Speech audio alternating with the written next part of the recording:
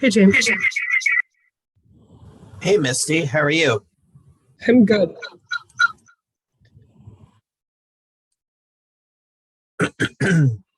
How many students do we have signed up here today? We had 55 last week. We've got 14 in the waiting room right now. Actually, I don't know. I didn't look. Okay. So that's terrible. I should totally have done that. I've just been running tight this morning. Great. Thank you for that. Hi, everybody. Welcome back. Glad to have you for the second workshop for the V2 pitch competition for spring 2022. I'm excited to have James Sisson here with us today. We're going to mix it up a little bit today. So what we had on the schedule was a piece on ideation and customer discovery. We're not going to do that today. We're actually going to flip and we're going to start with the end of the pitch and we're going to work our way backwards. So we needed to make an adjustment for one of the speakers. And so James was kind enough to jump in for this week. So we're going to start with use of funds and we're going to do financial projections today. This session is being recorded, so we'll be able to share it with everybody who wasn't able to make it. And I've got just a few things before I hand it off to James. So if you missed last week, I wanted to just quickly cover, this will look fairly similar to what we talked about last week. And this is also a little bit for James so that he has a little bit more information about what we're doing here. The V2 is a series of workshops that lead up to a pitch competition that happens on April the 20th. And we're going to put some cash prizes and additional resources around the companies that, or the teams that win the pitch competition. This is part of the Free Enterprise Institute. The Free Enterprise Institute has both community-facing programs and also student-facing programs through the Catalyzer, and this is one of those. So the V2 pitch competition has been around 10 years now, and we're excited to bring that back to all of you. I thought I had taken this slide out, and this one as well. And I just want to talk about sort of what it looks like. So we've got some workshops between now and the end of March. We are going to announce the finalists on March the 31st. And then judging will happen officially on the 19th. And then the awards and winners will be announced at the main event on April the 20th. So you can see that we've switched today. We're going to do financial projections on January 17th. We're going to do business models and revenue and value proposition.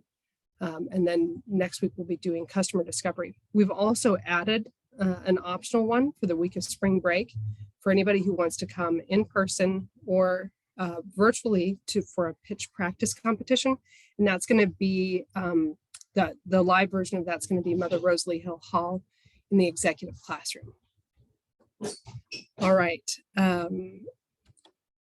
And then we're going to be giving away up to $25,000. The prizes that we're going to be doing, we'll do an audience choice, most promising idea, and then the winner of the venture vetting competition. And in addition to that, we want you to know that we've got Incubator Space that will be available as soon as now. So if you have a business that you're working on, you need a place for your team to sort of land, you need to reach out to me. We've got some space available for that. We also will waive fees for other things and provide some additional resources in addition to cash. So we're pretty excited about that.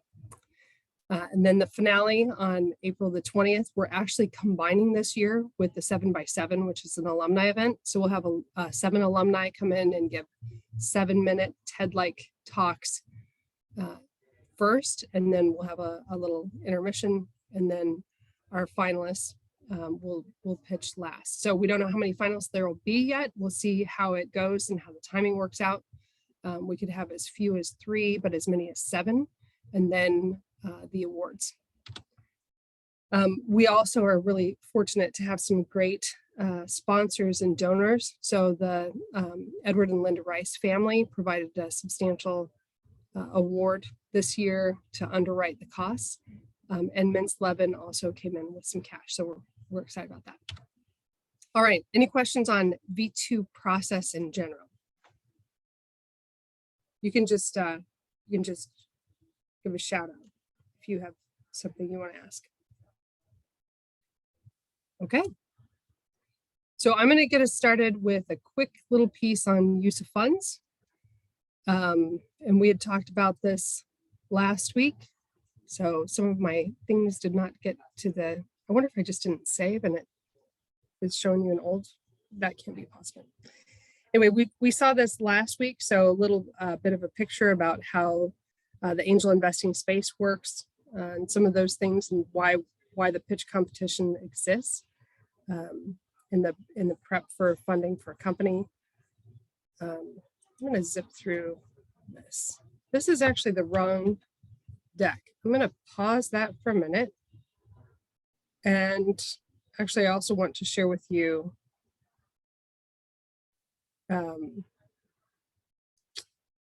that form that you just saw. And I'm not sure why the deck is the wrong deck. That's really something weird.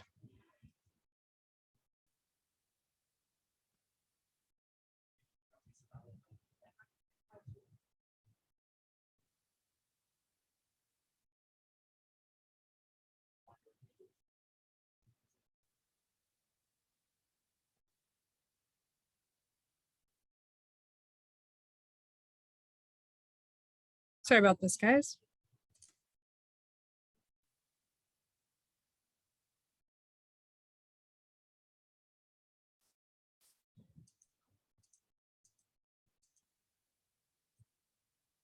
Okay, I've got the right thing now. My apologies.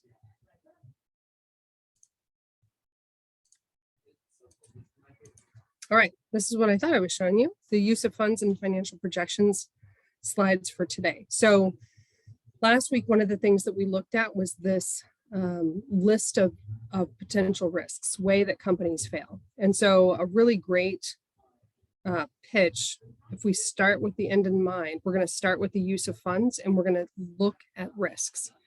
So that I want you to keep that in mind. And I just wanted to provide this as a refresher.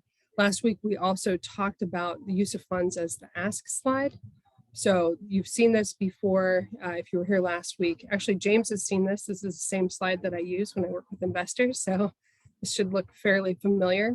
But I want to dig into what happens in putting together a great use of funds and how if you start here, it's going to be helpful in how you design your pitch and actually build a business. So I'm going to start with this. Richard Rumlett wrote a book on strategy, and he says, good strategy honestly acknowledges the challenges being faced and provides an approach to overcoming them. The greater the challenge, the more a good strategy focuses and coordinates efforts to achieve a competitive punch or problem-solving effect. So I thought that was a great way to lead into this conversation. And then coming back to the idea of use of funds, a really good use of funds wraps in everything from the whole deck. So it shows how risk is going to go down and value will go up. And it answers all of the questions and touches all of the different pieces of a good deck. So everything ends up in the use of funds if it's done well.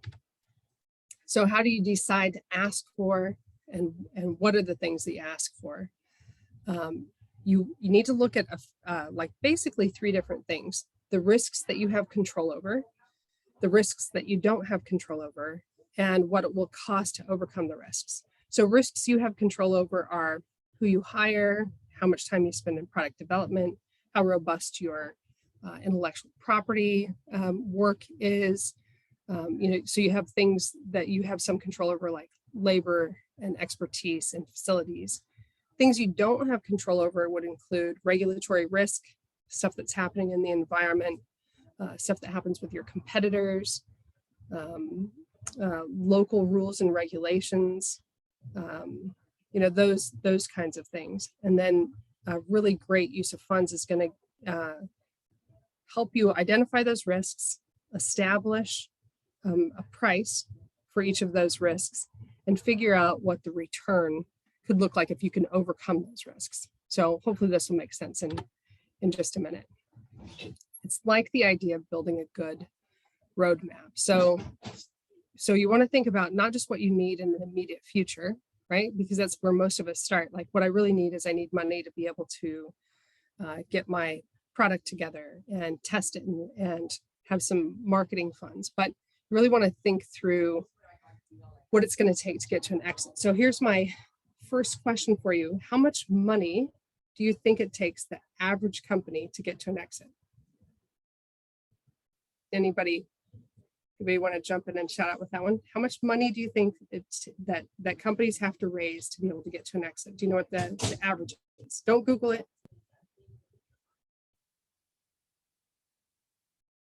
It's about $14 million. It's a whole lot more than what you'd think. So most of the time when I ask this question, people will guess somewhere like 3 or 4. Actually, most companies that come in will think that they're going to raise this first round of funding and then that's going to be it. It almost never is. So for companies to be able to take advantage and really scale and take advantage of all the opportunities that come with raising money this way, it takes a lot more money than you might expect. So thinking long-term about, what does it mean when you've been at this for a few years and you're fully staffed up, and what do those costs look like? So it used to be about 1,000 years ago when I was a little kid that your sales would fund the company, but that eventually happens, but it takes a while to get there. So that's why this is really important for all of you that are looking to launch and scale companies. All right, and then as we set goals, I just want to throw this in there.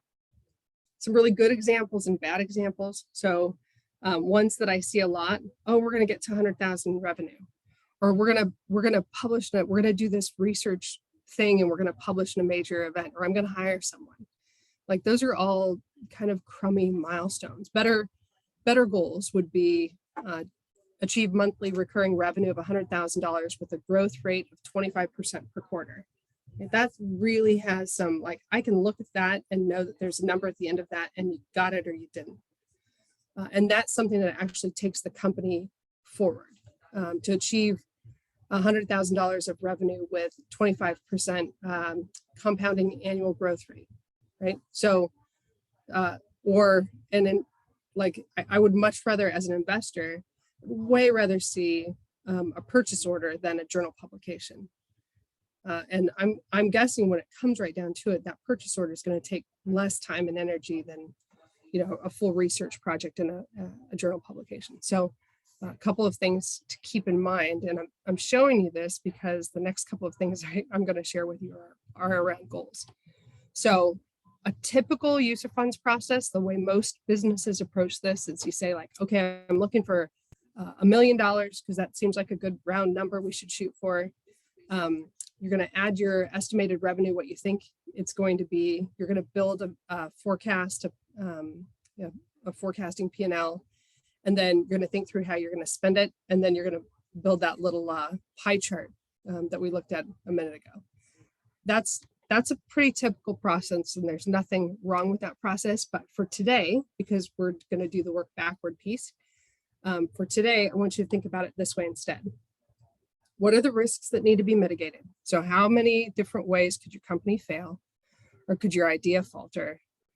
And can we get those all on a piece of paper? And then how do we set some SMART goals around that? And then what does it cost us to achieve those SMART goals? And then we can calculate an ROI. I'm going to give an example of this in a second. We can calculate the ROI of a SMART goal. And then we can prioritize those goals so that really focuses how we spend our time and energy, because there is no limit to the amount of work that a startup's going to do in these early stages. There's just so much to do. So having some help getting that prioritized is really great. And then we can start to develop the financials to support that. All right, so I just pulled some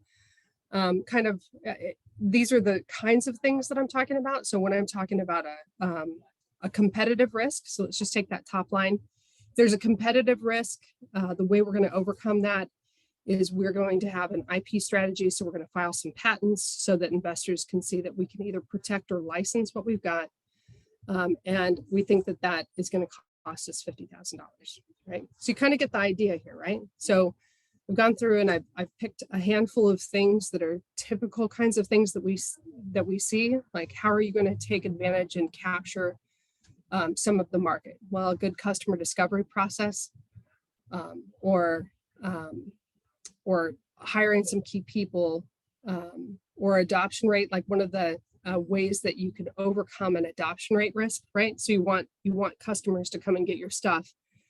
You could obtain a letter of intent or a PO from a company. Like, even if you don't have something to offer yet, we've seen this happen a lot with companies that come in and they don't have a product yet, but they've got a company who's willing to buy it as soon as they build it, right? That's a really good indicator that there's real market potential for something. So, and it takes some risk out. If somebody's willing to write a check for it, it's going to take some risk out.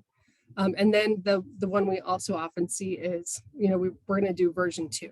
So we want to raise money and this is the trap that a lot of first-time founders fall into.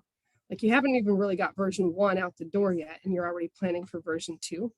And I want to come back to this because this one is usually costly. All right. So do we have questions on this? Because the next slide's I'm going to show you what will happen next. Okay, so you see that what I'm doing really is I'm just trying to identify really specific things around risk. And I know that those are not SMART goals there, but I didn't have room to really write them all out here, but you get the idea that you tighten these goals up, but we've identified what it's going to cost to overcome that. All right, so we've got $1.3 million in risk identified. And then I've taken that exact same table, that's the first 3 columns of the same table. And then I'm saying, if we achieve that thing, so if, let's say that top line on our competitive risk, if we achieve that thing, if we get the patents filed, we spend the $50,000, what is the estimated value of those patents now to the company, right? So you're going to do this for each line. So $250,000 would be the estimated value, and that's an ROI of 5x. All right, do you follow the logic here? Is this okay? I'm seeing heads nods, so that's good. So we're going to do that for each of those, and then we can start to see, okay, where should we really spend our time? Well, heck, our Gen 2 product, where we were about to spend all our time and energy, rewriting that software, redeveloping a second product, that has a really low ROI. It's actually a negative ROI, right? So, but the one that's the highest, 17x, if we could get a letter of intent or a PO, maybe we're not actually in a position to do that because we actually have to do another piece. We can't actually do that until we've got the patents filed, right? You've got to have your patents filed before you can go show things to customers or it invalidates your intellectual property. So, we may have to say, definitely we want to focus our attention on getting those letters of intent or the POs in place. But in order to do that, we've got to do 1 or 2 other things first. But it helps us, this is going to help us prioritize what we need to do next. So that means for $1.3 million in risk that we've identified, and so if we're going to an investor and saying, to overcome these risks, we need $1.3 million, we can say for that, we've established that there's an estimated value of $9.3 million on the other side of that. Does that make sense? So this is a really good way for an early stage startup that doesn't have traction, that doesn't have a ton of resources, to be able to go to an investor and say, I know it all looks like it's just what we've got on paper, but here's the method to the madness, and you can build these numbers in and they can make some sense, right? And we can negotiate any of those things, what is really the value of those POs? Is it really 17x, or is it, something less than that? But at least it gives us a place to start to talk from. All right. So this is the piece I wanted to set stage with today, before we talk to have our great speaker. So today we've got Jamesisson. So James actually works here at USD. He's coming back to the USD family, and he's also recently returned. So he's kind of new to the family too. And it looks like I've got some spacing issues with my slides, but when I send you the link for this, you'll be able to connect with James on LinkedIn. He's currently the director of development for University of San Diego. He works with central development, but he's also an angel investor and financial whiz kid. And a lot of the time when we're talking about stuff, I'll be like, yeah, that sounds smart. And I'm like, oh, no, I don't know what you're talking about anymore. So I thought it'd be fun to have him come in and walk us through how to develop financial projections. And so with that, I'm going to hand it off to you. Great. Thanks, Misty. Can I share my screen? Yes. Let me see if I do this right here. Does everybody see that? Let me see how do we make it full for the whole thing here? Play from the beginning. So it's the top left. Great. Yeah, I'm Jamesisson. I am the director of development here at the university. So just to keep it simple, I'm a professional fundraiser, and I go to your alumni and your parents and other donors and ask them for lots of money for scholarships and stuff and things. But the same skills that I use for that is also the same skills I use to work with investors, to basically tell a story with the financials. And hopefully that is something that you pick up from today. So before I start, and what would be very valuable to me is if everybody just typed in the little chat box where you're from, city where you're from, and your major, just so I have an idea of where you're from. Okay, just go ahead and do that and I'll continue. I'll see Santa Ana, California. That's cool. Washington, D.C. Bay Area, nice. San Francisco. San Diego, finance, computer science, nice. A lot of MBAs. Hay alguien de España. Okay, that's good. Very nice. Very nice. So it should be no surprise to you. Hopefully it's no surprise to you that although I did get my MBA in finance from DePaul University, I was a rhetoric major. So basically philosophy, English major, those types of things when I went to school in Berkeley. And so I say all that because if I can learn this stuff, so can you. And so with that, let me just start with my presentation. All right, see how I can advance this. Oops, there we go. All right, so basically the objectives for the day, keep it really super simple. Just identify the major parts of a financial model, right? What you're going to hear in a lot of your business school classes, for those of you who have business school classes, your faculty are very exceptional in telling you the technical details, how it's used in parlance in a conversation with investors. But really, this is about your learning. If something doesn't make sense or if something sounds too jargony, make it make sense, and raise your hand or type in the chat box so I could see if there are any questions. Second is, once you're putting together your financial model, what story are you trying to tell about your business, right? So Misty went through a handful of things that you can do. I don't know if that was old hat for you, but it's it was so well described that it's exactly what's happening when you start to tell a story. These are the questions that investors are hoping that you can answer very cleanly. And lastly, what do you want your financial model to do is to answer those what if questions. What if you can't hire enough people? What does that do to your return on investment? What if you don't get the patent? What does that do? And what if you don't get sales? Well, if you don't get sales, you don't really have a business. So let's see, next. All right. Basic parts. Can everybody see this? Just show of hands or nods. Okay.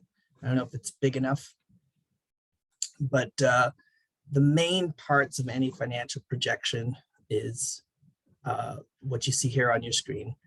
You know, what does the revenue picture look like, right? how much money do you think you're going to make in the first year, second year, third, fourth, fifth, right? COGS stands for cost of goods sold. So if you're making a widget, and the example I'll give is a chair, basically a bath safety chair, how much did it cost you to make it, right? Your expenses is what does it cost you to make those revenues and projections. And I'll just go through some of those sublines in there.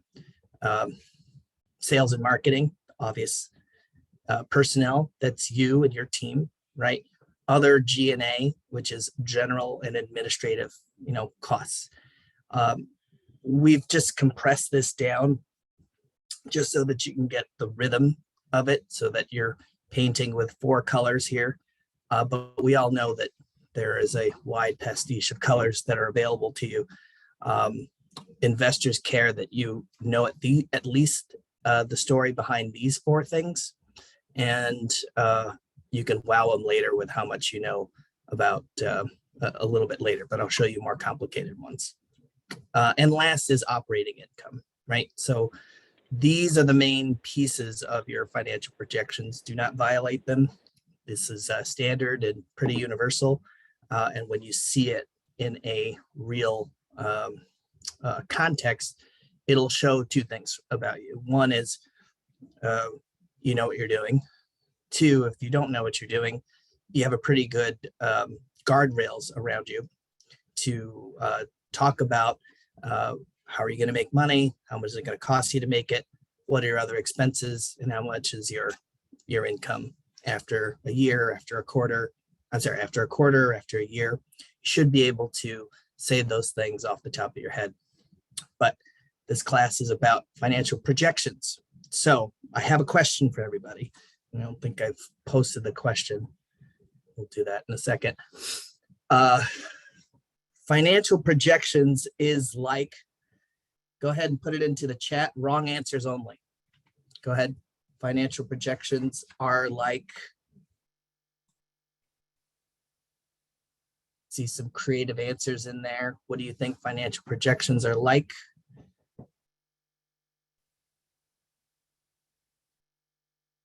Hope for the best, expect the worst. That's a good one. I like that. Thank you, Gabriel.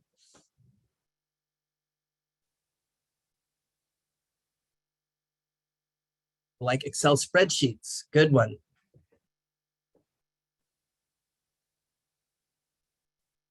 Misty, this is so hard to do. I'm trying to look at people's faces and half of them are off the screen, which is fine.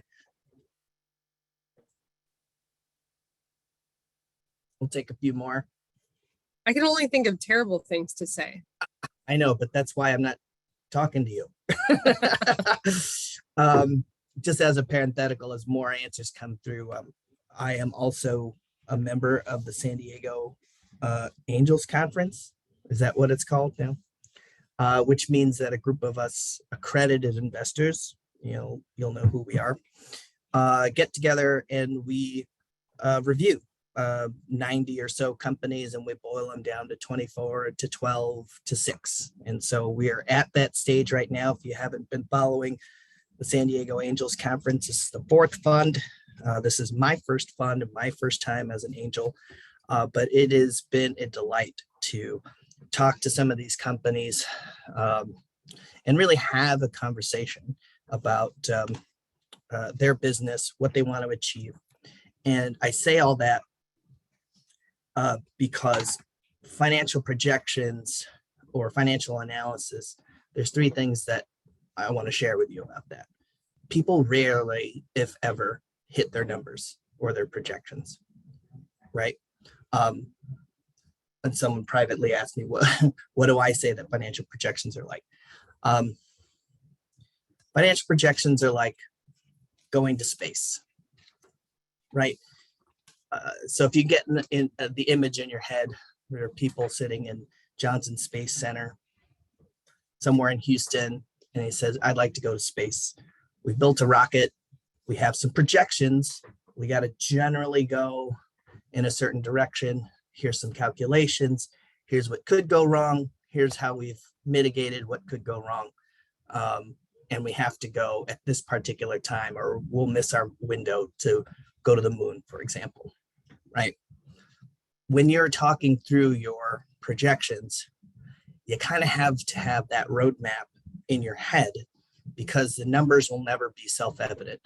When you have investors, they know these three things that I'm about to tell you.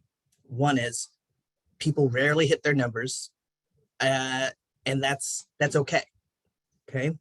Second is the at this stage, if you are truly a startup, the financial projections are really to start a conversation with the investor, who cares about two things: return of their capital. So if I give you $100,000, when am I going to get it back? Right. And then the second thing is return of investment. All right. So if I give you $100,000, how much will I make over a year, 2 years, 3 years? Right. And last, the financial projections help you have this conversation with your investor or potential investor to develop and discuss, what if scenarios, right? Is what we were talking about earlier, right? You never want to start a what if of what if I never make sales. The investor is going to put the pen back onto their pen, straighten up their jacket, and start to metaphorically or literally walk out of the room. I've seen that happen. But you have to go in with the assumption that everybody in the room wants you to get to yes. They want to give you the money. And I think that, at least for me, when I was doing this early on, what do I know? I'm just a rhetoric major.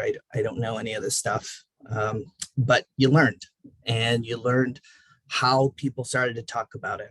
And so the best teacher is just getting involved and hanging out with people and talking about, hey, what are you looking for in a good deal, right? That's always a good question that you can present to any investor.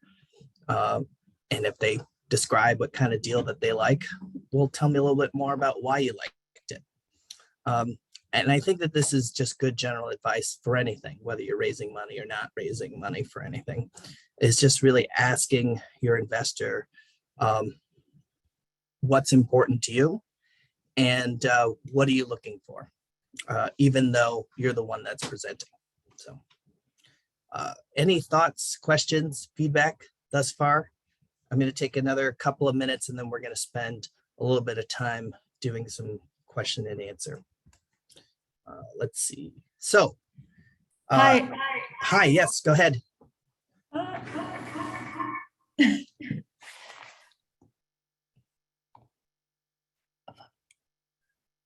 Hi, sorry for interrupting you.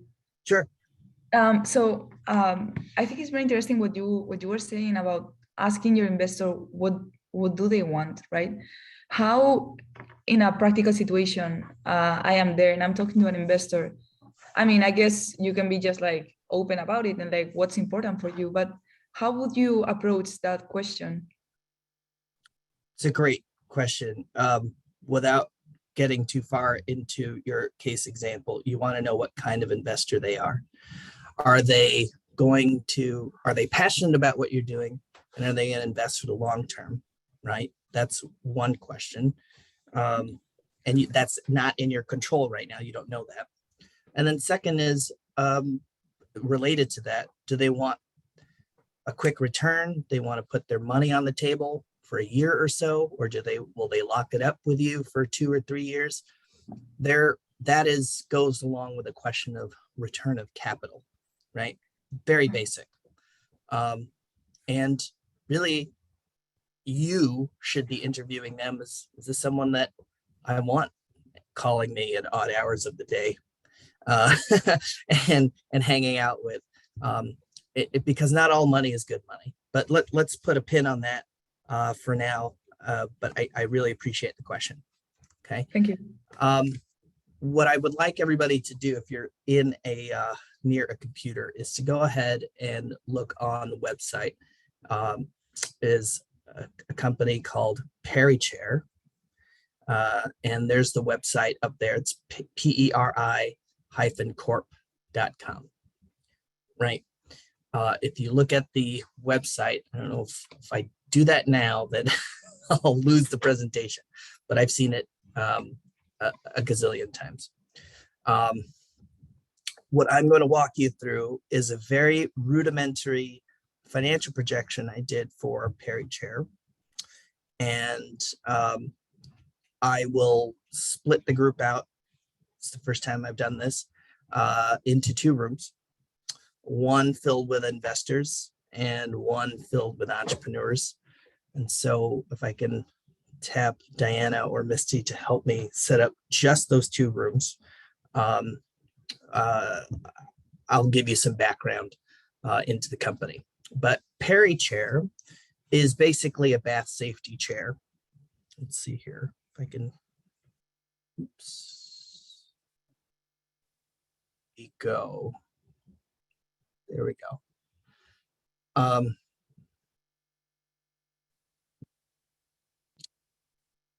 Well, let me do this all together as a group, and then we'll break out into separate rooms. Is that fair, Misty? Will that work? Perry Chair is basically a bath safety chair, and it's a very personal story.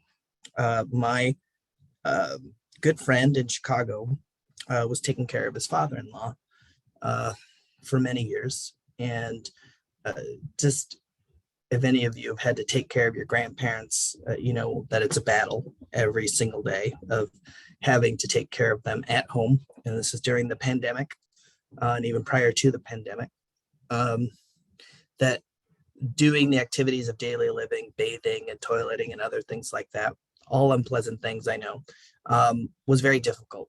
And some of the problem that they were trying to solve, or we were trying to solve, is there's got to be an easier way. And so what they came up with was a bath safety chair that combined a lot of things that could slide on and off the toilet and also help with the bathing process. And so we developed a mini prototype. We took it around to people in hospitals, nursing homes, etc. They said it's a great idea. So as a early startup, we needed some capital. We needed to answer those questions that Misty had listed out. Well, who's going to buy it? How many people are going to buy it? What do you need? Have you done the prototype? Do you have any purchase orders? How does this work? And how does the sliding arm work? These are not isolated questions that, hey, were we to do this all over again, I would have started exactly the way that Misty had laid it out there, is to really identify those risks. And I love how you put it there, that we're asking for the money to decrease the risk and increase the value of the company. Okay, so what's going on in the investor's mindset when you look at this financial model that we'll look at together? Does the financial model make sense to me, right? And does it conform to things that I've seen before? Would I invest in this business? That's a yes or no question. If so, how much am I willing to risk? Is it 25,000? Is it 100,000? Regardless of what you're asking for, the investor is thinking, what piece of it could I do? Or if you're asking me to do the whole thing, you know, that's a much different conversation. How long could I have my money on the table? Okay, this goes to your question about return of capital. And when do I want it back? Right? Who else is invested? What are the deal terms? Right? And we could talk about some of these things. I don't know, Misty, if you've if I would be going too far down the road on these things, but we were asking for a $500,000 convertible note at a 20% discount, 6% interest for a holding period of about 24 months. I can more than happy to describe what that is, but I think you're going to get at it in later presentations. $2.5 million pre-money valuation. Again, it's fiction, but that's what we established from the very beginning, because we had a patent, and with the addition of the 500,000, we would be able to make sales, make a prototype, make sales. We also needed, from an investor's vantage point, needed to know what the competition was. Why couldn't we just get a $99 chair out of CVS or wherever? How are people doing it nowadays? What's your plan for growth? And at the end of the day, do I have trust that this person, or do I have confidence that this person and team can do what they say that they're going to do with the money? Okay. Let's see. Second part of this, I'll get back to the financial projections and I'll walk you through it. But I also wanted to go through the entrepreneurs, right? So this answers some of the questions and some of the terms that we use. So we were pre-revenue, which means that we have not made any sales yet. But we did file and get a patent for the design that you see on your website. And as I said, the use of funds, we were looking for $500,000 to finish the prototype and hire a sales and marketing team, which I should have said we were trying to get, what was that example, Misty? Like instead of saying you want to hire a sales and marketing team, you want to achieve a certain ARR. That's much better. Don't listen to this one. Some basic things. We were trying to sell this in the market for a little over $500. That's our retail price. And the cost to produce it, because we were building it here in the United States, was about $275 a chair. And our strategy was to get a purchase order from a nursing home and demonstrate this, people using it or their caregivers using it. And that we had some meetings with people who could license or distribute it at another scale, and a hospital that could be used. Okay, so let me go back into the financial projections itself, right? So remember some of the things that I told you of what we were trying to do. And again, you'll see the familiar parts here, and I'll just, hopefully you can also see it. We have total revenue. We have the total cost of goods sold. We have what the gross profit would be, our operating expenses, and a little bit more detail than what I had shown you before. Quick question. What strikes you the most? Initial reactions to what you see here. What you see grayed out, and this was from 2020 going into 2021, are our projected expenses and revenues from the third quarter of 2020 to the fourth quarter of 2020, and then our projected revenues in years 2021, 2022, 2023, 24, and 25. Put down in the chat, based upon what you see here, one thing that strikes out about this sheet. I'll give you a couple of minutes here.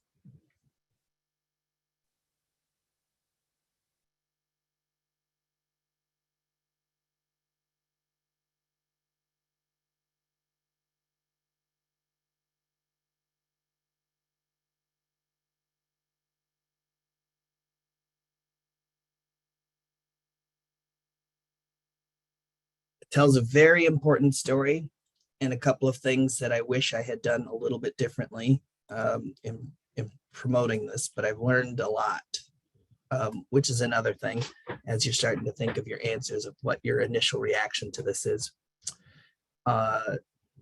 These numbers are pretty close to accurate to what I had presented to a couple of investors. And I'll tell you where we got snagged, and I'll tell you where we excelled. The short answer, we excelled in the financial projections worksheet because I was able to tell a story about how we were able to put these things together. What this shows is for those of you still thinking. The grayed out area were the third and fourth quarter, or June through July, August, and September of 2020, October through December of October 2020. And we had to lay out how much we were spending to get our business off the ground. And so what we did was to highlight, a handful of, keep an eye on time here, a couple of things in our operating expenses. There's our general administrative costs, salaries and benefits, professional services, which is essentially consultants, people and engineers that we had to hire. Insurance, that was more like, if people are going to use this, we don't want, even on a provisional basis, we don't want them to fall and break their hip. We got to make sure that we have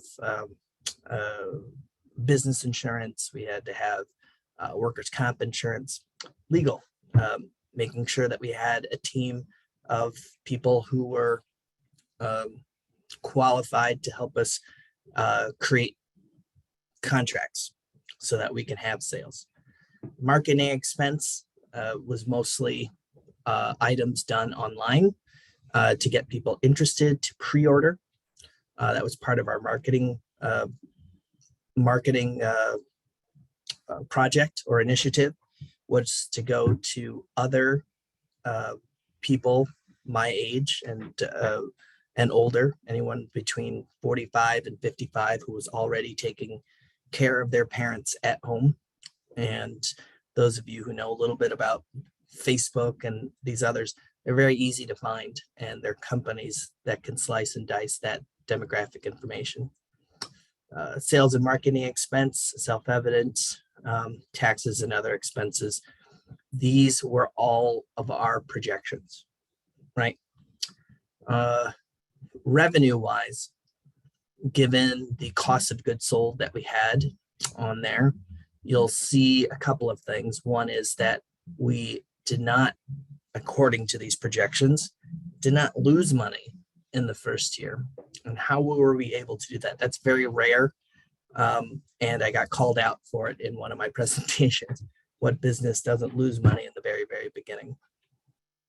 I'm not exactly sure how I answered that question, but it was important to the co-founder that he not show that he lost money in that first year.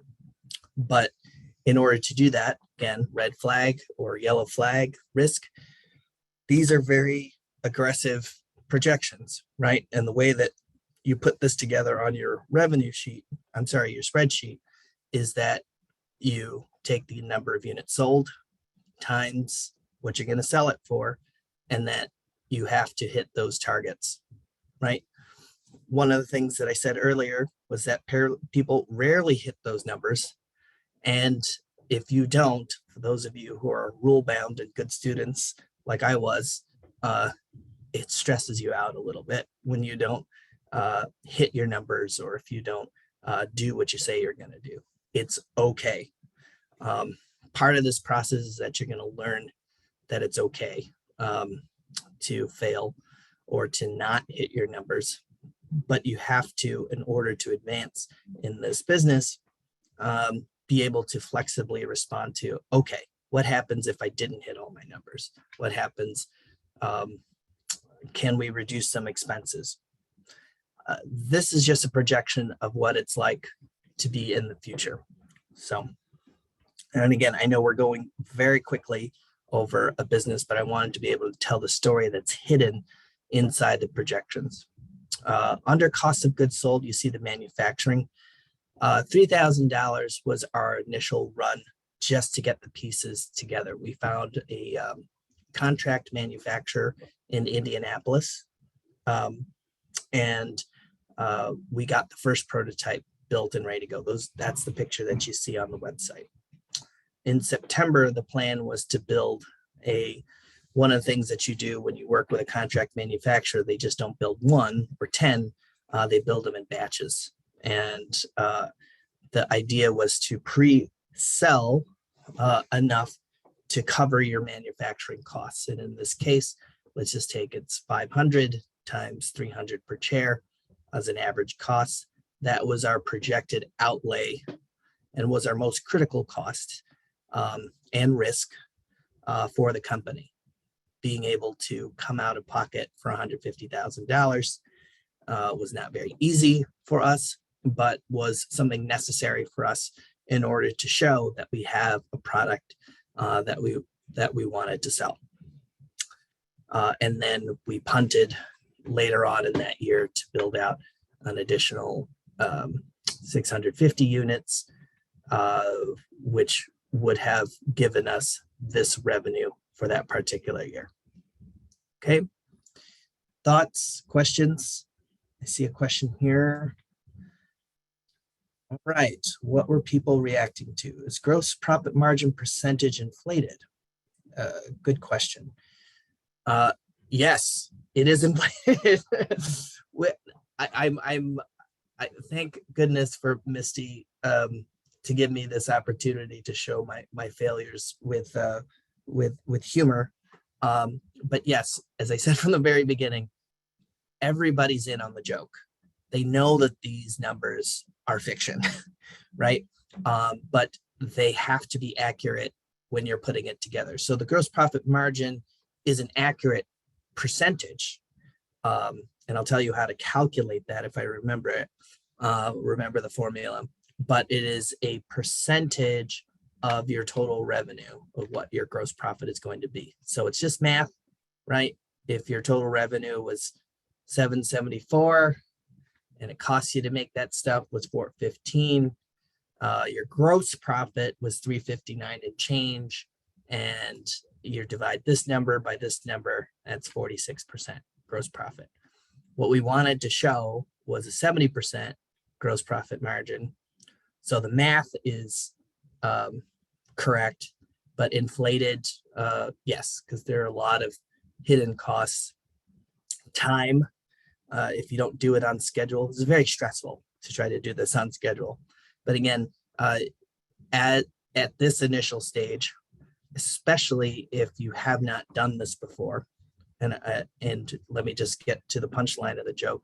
Neither Vince nor I had any experience other than our own personal experience taking care of our parents, building a bath safety company, for lack of a better term. We knew early on that we had to sell the vision, and if we could sell the vision, acquire or work with another team that has done this a million times before. Another question, large jump in revenue, not enough allocated to marketing. Good point. We've gotten that from an investor. You guys must be investors here. What recommendations about financial projection format could you give for someone who doesn't plan to have revenue for 3 to 5 years because it's deep tech? In the time that we have left, how much time do I have left, Misty? It's about 1:13 right now. I do want to get to this last example, and I'll fly through that if that's a burning question. Yeah, we kind of want to wrap it up by maybe 1:30 or 1:45. Perfect. I'll shoot for the 1:30 and probably get to the 1:45. We will get to another example of a fintech company, a SaaS company that doesn't turn a profit until the 3rd year, and that would be closest to your deep tech example. But if it's going to be 2 or 3 years that your money's going to sit there, you don't want to have an investor that's wants to get his or her money off the table within a year or 2 years. Makes sense. A lot of people who are in this early stage spend a lot of time with investors, and there's just either a personality mismatch or an expectations mismatch. It's good to get this out on the table early, almost to the point, just as you did their previous exercise, counting the risks and counting ways that you'll increase the value of your company. You also want to do that for who's your ideal investor, right? Is it a strategic partner? Is it someone that's going to buy you a little bit later? Is it someone who likes you? Is it someone who cares about your growth and development? Nobody is born a natural entrepreneur. Entrepreneurs are made, and they're forged through trial and error and humbly taking each bit of feedback and doing it better the next time and the next time and the next time. Let's see. Last thing, let's see if I got some of these other questions. Revenue increases dramatically. Yes. So one of the things I wanted to achieve with this rudimentary model is to show how quickly over a 5-year period we could reasonably get to $100 million in revenue. Okay, that's part of you, a little bit of salesmanship, you selling into the future. When you boil it down, you want to be able to say, well, this means that I need to sell X number. And again, I'm pointing to the units sold that you see, and it's math, right? All of the math works out. You want to be able to put your investors at ease that you can A, do some basic math, and then B, make sure that they know that you can work a spreadsheet, and C, that you're telling a much bigger story about the rosiest projections of how you're going to reach this number, right? I did have some notes here.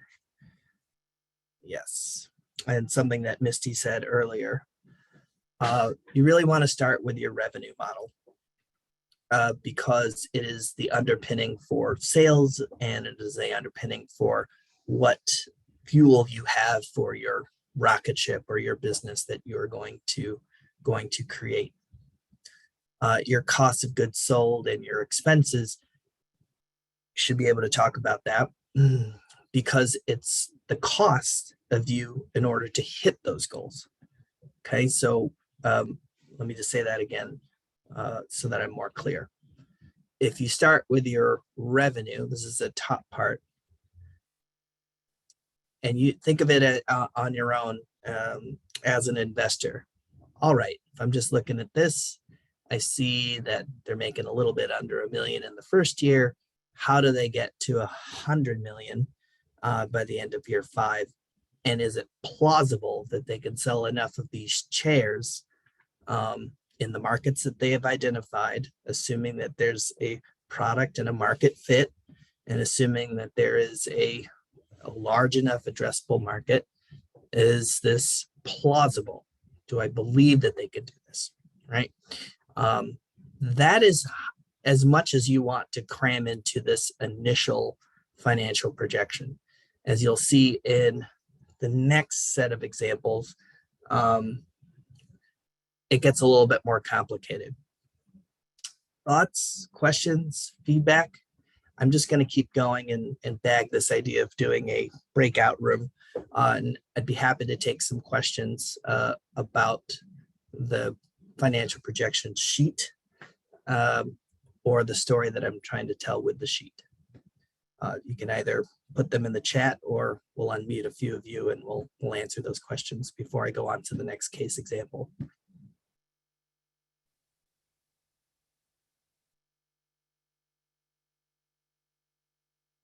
And another question, what recommendations about financial projection format could you give for someone who doesn't plan to have revenue for 3 to 5 years? We'll get to that in the next one.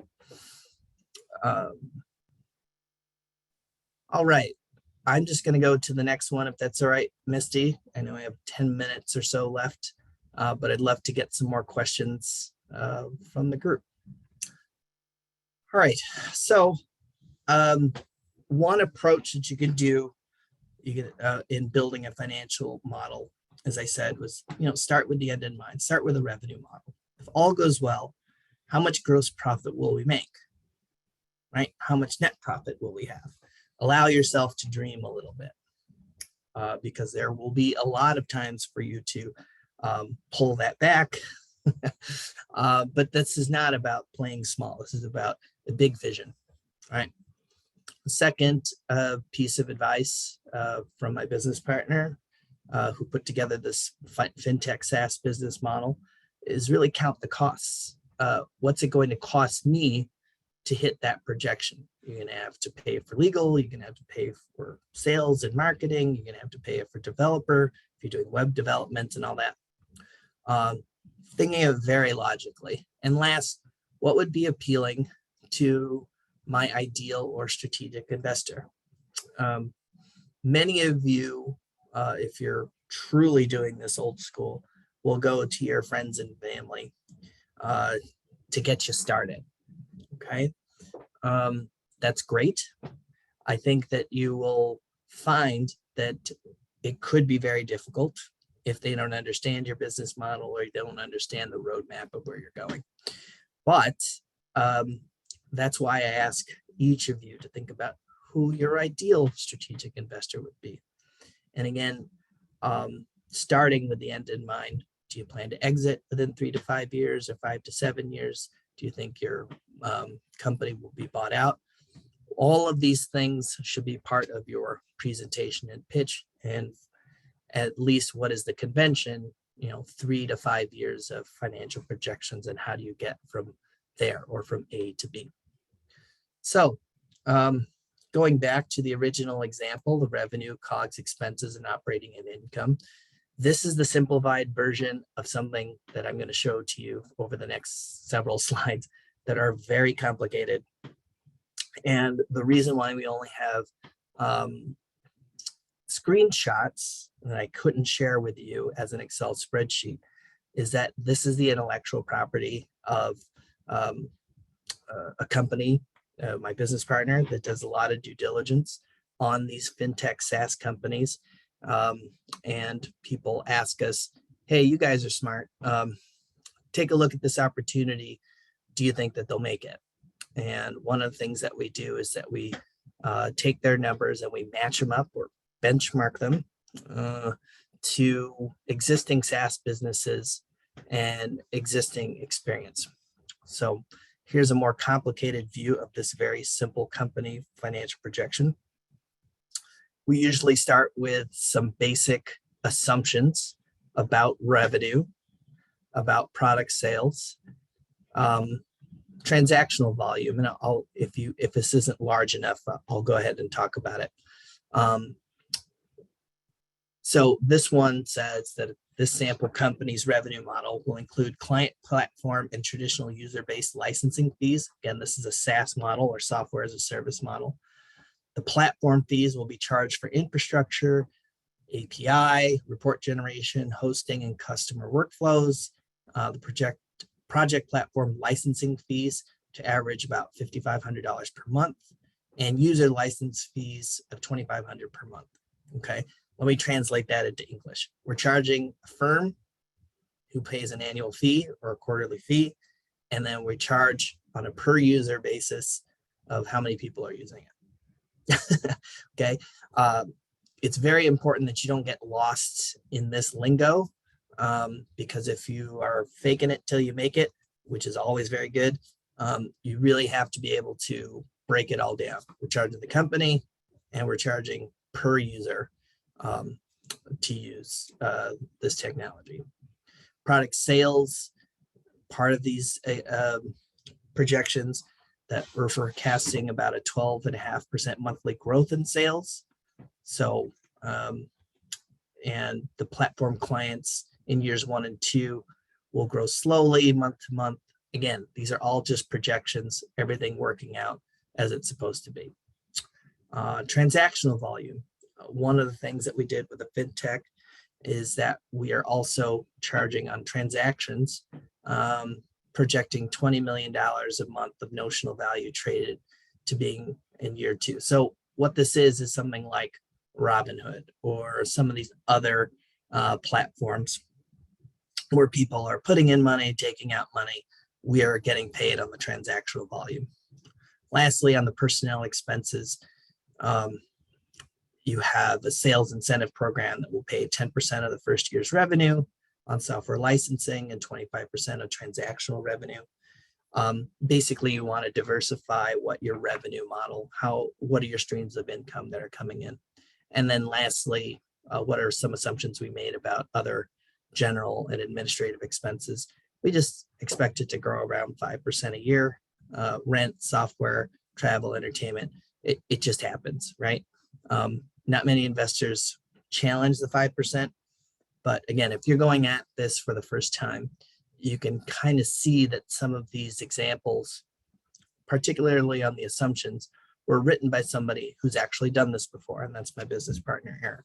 So this is how complicated these, these are also part of the other assumptions where we broke it out by product and price. If you want to take screenshots of this, this is great, or it's already recorded. You'll be able to take a look at it a little bit more closely. But you begin to see what are some of the assumptions that go into this model, all the way down to what is the average revenue per user on the application user platform, what's the average revenue per client. Again, we're charging the company and we're charging on a user basis. And we see how this unit or economics of one unit get projected out into the future. Because when you come and you're at that point where they're doing due diligence on your company, they're just going to assume that the math works out, and that too, that your assumptions are really solid on how you're addressing the risks. Okay. I know this is going a little fast, but let's see here. All right. So this is a simplified version. Let me see if I did this right. Okay. This is a 5-year projected revenue based on licensing revenues. Okay, so you're going to license this product. And some of the breakdowns here, I don't want to take too much time, but these are the types of stories that you want to be able to tell. And I want to call your attention to what's going on here in this bottom left-hand corner, right? When you send your financial projections, if you're in that due diligence stage, they want to see all the math that you used to create the your financial spreadsheets. What will suffice for now is just an overview and an executive summary, just like I did for the Perry chair, that doesn't have all of this detail. It's kind of like you remember in 4th grade, you had to show your work or show your homework. You only need to show that to a handful of people, but you probably shouldn't be sending it to them via email, because it's how you get your answers. But some of the things that you have as your models become a little bit more sophisticated, a description of your disclosures, your assumptions, your profit and loss statements, and we'll get to the financial projections in a second. But one of the big uses of angel money is to hire a team or to add or to fill in gaps that you currently have.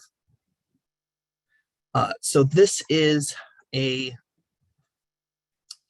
part of the tab of the company where we talk about, all right, if you gave us X millions of dollars that we were raising money for, here's who we would hire. Here's how much they would cost us. And here is our projected expenses on a month by month basis, right? So what you'll be able to see here, if you look at this more closely, hiring a CEO to run the company, chief operating officer, chief product officer, a couple of salespersons, chief marketing officer.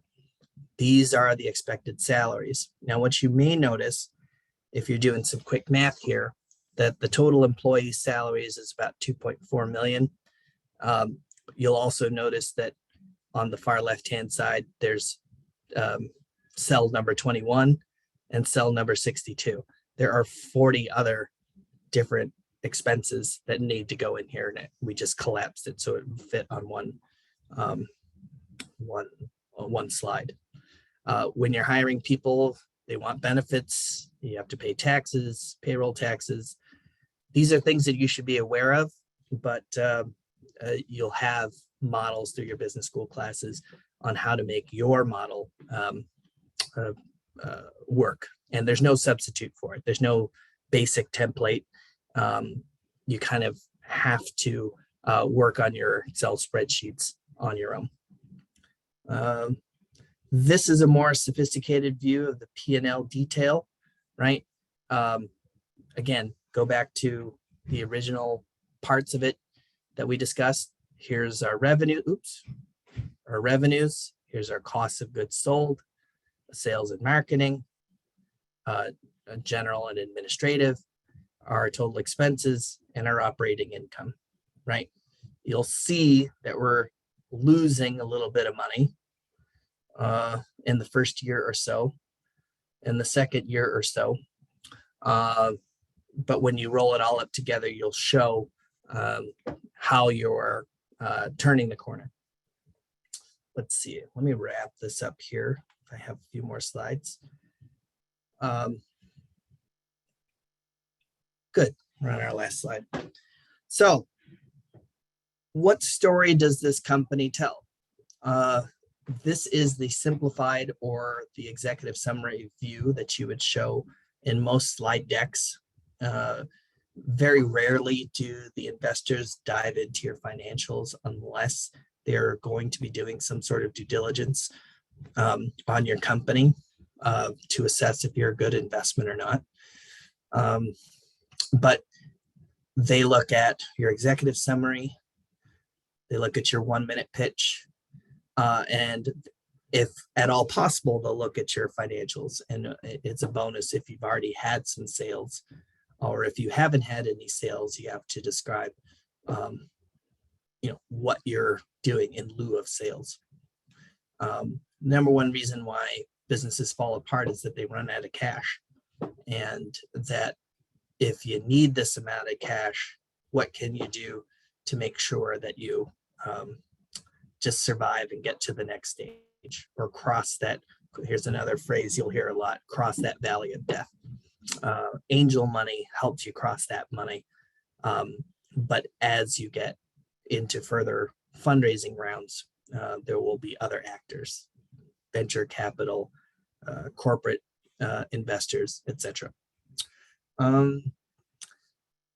Last thing I wanted to say about this, again, first of all, thank you very much for your time. We'll stick around for questions, but I do want to say, I have a recap here of what we see here on the company and financial projections. You'll see that in the first year, right, that their expenses exceed their revenues. So you're losing money in the first 2 years, and you hit profitability in the third, fourth, and fifth year. Now, these are based on industry standards for fintech, SaaS businesses. It's very specific. Not every business will follow this particular model, but those that are selling, business to business typically do, and that's what we are here to evaluate. So with that, I will open the floor to questions.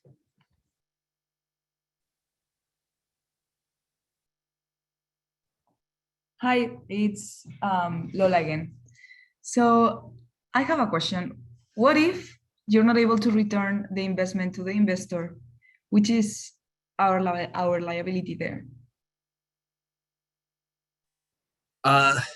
What if you're not? Then you should start a nonprofit. Give me some context. What kind of business is it, and why wouldn't? Is it a for-profit business? Yeah, it's a restaurant actually. Oh, a restaurant. Okay. Yeah.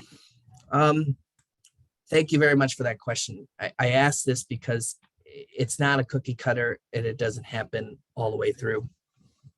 But from an investor, they're looking for either a return of capital or a return on investment, whether that's cash flow or a percentage of the business. They're giving you something for something, right? Mm-hmm. And so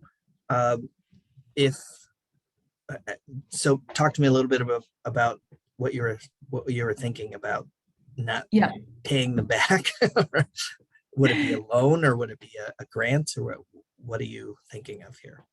Well, I think main of the reason why we thought about the competition, the B2 competition, of course, is not because of the money, because for studying any of any of the business that we want to start will need more than that. But just like this is a great opportunity to start thinking about the financials, our segmentation, etc. Mhm. So I was thinking something that I don't have to give any equity for anyone, not like a high interest. Like, can I make my wish list here? Not a high interest rate, but of course, for sure, like not giving equity. Right. Typically, when you're asking investors, it is a quid pro quo, where you're giving up equity in your company for that investment. Right. Yeah. So that's just how it is. That's like gravity. You will be giving up 10% of your company. Say your company is worth, I don't know, $3 million. Again, that's why the valuation number. If you are asking them for $300,000, quick math, they own 10% of your company. Yeah. So I think that managing to those expectations is going to be very important. And it would be up to you to decide, if they did give you $300,000, what do they get in return? If they're generous benefactors and they just want to give you $300,000, which has been done before. I've raised millions of dollars for scholarships and other things before. It's a conversation that you have with them. So I'm not saying that what you want to do is impossible. It's just, if you are an investor, let's not use hundreds of millions. If I give you $1 and invest in $1, I'm expecting to get $2 sometime soon if I invest in you, right? And that's what 95 to 99.44% of investors will be thinking. But I don't think that it would be realistic, unless it's a nonprofit, to ask somebody for dollars but not have equity into your company. So coming back to the original question, what if I do not succeed in my business, and then like which are the consequences, legally or economical consequences? It's a good question. I think that's out of my depth on this. What are the consequences if you lose all that money? I don't know. Depends on how it's structured. Yeah, it depends That's on the- how it's structured. Yeah. Depends so if it's on. Go ahead. Yeah, it could have you could have something in there that there could be a clause that says you will personally be responsible for the debt if you don't repay your investors. That's one of the things that sometimes gets included. Angels know that this is really high risk. So angels expect that they're going to lose their money. They actually expect that they are going to break even less than half of the time, and only show actual returns 30% of the time. So it's not that they're expecting to lose their money. They don't want to lose their money, but most of the time there's not a consequence unless you've provided a personal guarantee against your home or something like that. All right, thank you. Good question. Anyone else? James, do you have Sure. like what you shared today looks to be mostly spreadsheets. Do you have a clean spreadsheet that you could share with this group? Oh, okay, sure, I can. Okay, I put one in the workshops folder too. I put one that I've used, but it's not what you walked through today. Yeah. So the one that I walked through today was I wanted to pick a business that was easy to understand. It's a chair, it involves some manufacturing and some risks involved in manufacturing, particularly with supply chains and getting people to do work for you. And I felt it was the easiest example. The thing that I know the least, and again, this is just more you creating the space for me to fail, it's okay, is SaaS businesses and software businesses. These are things that are too abstract for me. I'm starting to get it. I understand it a little bit better than I did before. But I've accelerated my learning as an angel investor or as an investor, because it's not abstract to me anymore. If I'm going to give $25,000 or $50,000 of my own money, I'm going to ask, what percentage do I own? How am I going to get that money back? What happens if you fail? Do I get to go after your children? You know, I mean, I'm being dramatic, but you won't know what questions to ask until it's really personal, right? And that's something I can share because we're all in college, we're learning things, we're going through, but until something matters, until something counts and it's yours, or you're dealing with Misty's money, or any of these angels' money and people that you start to care about, you take things a little bit differently. You you address these risks very seriously, and you work your tail off. And I think, just to make another point off that, investors know, right? They get pitched all the time, and that if you prove yourself to be, honest, trustworthy, competent, you know what you're doing, and have a thoughtful plan of how you're going to get to space or get to the moon, they'll bank on you. And anybody who's done any bit of investing, they love it when you can actually prove them right, because they can say to their buddies and cronies and friends, and hey, I knew such and such and so way back when, and I was an early adopter, an early believer. So you're picking your investors as much as they're picking you. Just remember that. We probably have time for one more question. Diego's got his hand up. Sure. Yes. Hello. Thank you for your time, James. I know it's a case by case basis, but can you just maybe talk a little bit about what degree of involvement should we expect from the angel investors? Like, obviously, besides the money commitment, what is standard or what is normal? Do they get into the day to day? Do you have to report to them weekly, monthly, quarterly? Like, sort of, how does the relationship sort of evolve past the funding phase, I guess? That's a great question. Depends if they're your first investor or somewhere in the middle, right? So there's a company that we were reviewing, and they were asking for $500,000 in this convertible note, and they had only raised about $25,000, and that if they were to progress with the SD Angels, it would have been 10 times that amount of money. But angels are not in it to run or operate your business. They're in it for some other motivation, right? They're investing in you. When you get into some of the venture companies, they have a vested interest in making sure that you hit those projections, that you are selling 100,000 of your units. Again, going back to the Perry chair example, but that's a very different relationship. If you want somebody to just launch your idea, and I'm just assuming everybody is just getting to launch your idea, I think it's really important that you let them know, this is risky. This is my best thinking. You might lose it all, but here is the plan, and here's how much we'll need to execute on the plan so that it can get to the next stage. You're not out here saying that you're going to run $1 billion company, although privately, that's the goal that you want to do.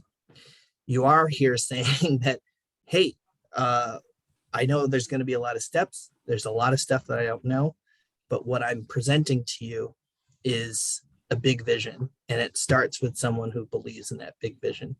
So this relies more on all the things that you learn in a liberal arts school about psychology, about motivation, more so than the cold hard facts of your financial projections. Everybody will give you slack to say that, I'll listen to your presentation, but just like with anything, if the numbers don't add up, or if they're just not facing the moon, that you're facing somewhere out in outer space, they'll suss that out very quickly. So to answer your question, we don't want to operate your company, particularly a startup, but we will be aligned with your success if we invest. Thank you. All right, James, I want to thank you very much for coming and being here with us today. It's just great to have another perspective and somebody who really understands this side of things. You know, you either love this stuff or you tolerate it, I think. It's Yes. always fun to see somebody who really, really loves it. I did put one spreadsheet in the folder. So the workshops folder, I'll change the name of it to something else like workshops and tools so that we can start to compile some things there. The spreadsheet I put in there, I like it because you can see how it works, right? I can do the same thing in QuickBooks or Xero or, you know, some kind of software, and I can't see what happens to it in the back end, but with a good spreadsheet, you can watch how it works. My only caution is put things in the yellow boxes. It's kind of also dummy proof if you're careful with it. And don't save it, like don't work off of it in the shared file. Pull it down and save it to your own folders or wherever you keep things on your hard drive, so that you're not tinkering with it. So anything that's in a green box is like a percentage that if you change, it's going to show you, it's going to affect a bunch of other things. So it's not just like changing a number. So just be careful that you're not tinkering with formulas if it's in the green space, and the yellow boxes are for you to put values in. Today is the deadline for interest forms. We're just trying to gauge if there's interest. Right now we've got 15 people, so I'm very excited about that. That's great. But I put the link to that in the chat as well. So if you can take a minute, fill that interest form out if you haven't already, or share it among your colleagues, that would be great too. And we're having some discussions between SIC and the Innovate Tech, I think is what it's called. I messed it up. Okay, Innovate Tech, to see if there's some things that we could collaborate on. One of those will be the pitch practice event that we're going to do on March 10th. So watch for more information about that. Right now, if you go to register for that, the only registration is Zoom. And I'm not sure how we're going to register people for the other part yet. So I just haven't figured out that little thing just yet. Do we have any questions for today or anything pressing we need to cover? All right. Thank you all for your time and have a great rest of your day. It was good to have you here. Thanks, Bye, everyone.